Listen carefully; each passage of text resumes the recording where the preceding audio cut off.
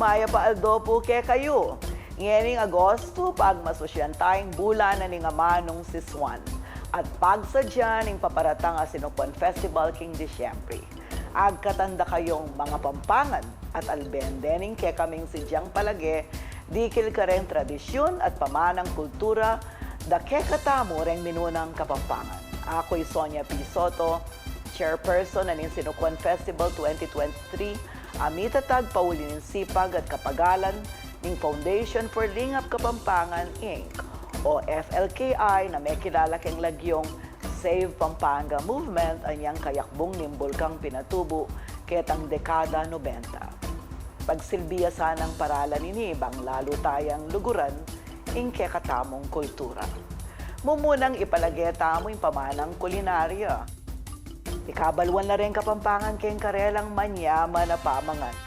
King edisyon na iti, pantunantala rin culinary treasures tamo.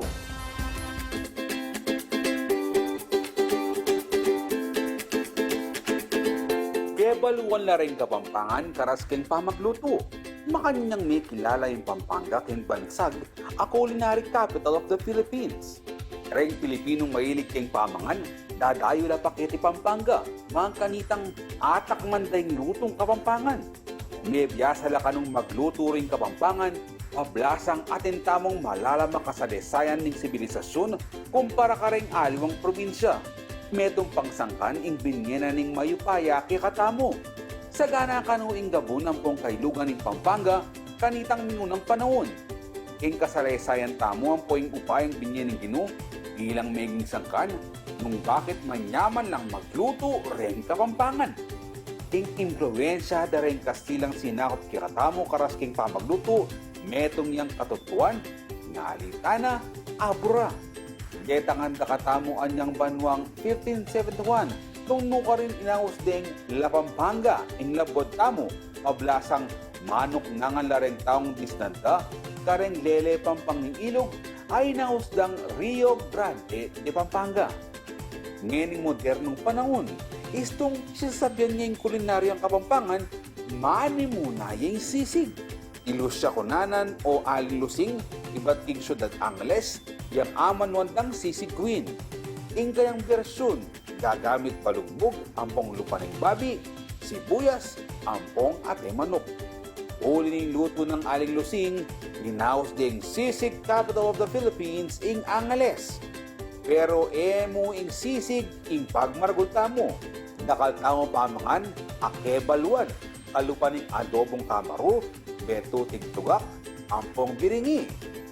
King mabiluga Pampanga, ting tao kandaba ilang may kilala keng manyaman na puro, pablasang sagana laking asan. Kaya namang balen ning korak, may gumpisahing binulo. May nibat ining paralan ning pamagluto nga ni, kareng kapatad tamong aita. Bulo, ing gamitan ng ipaglutuan.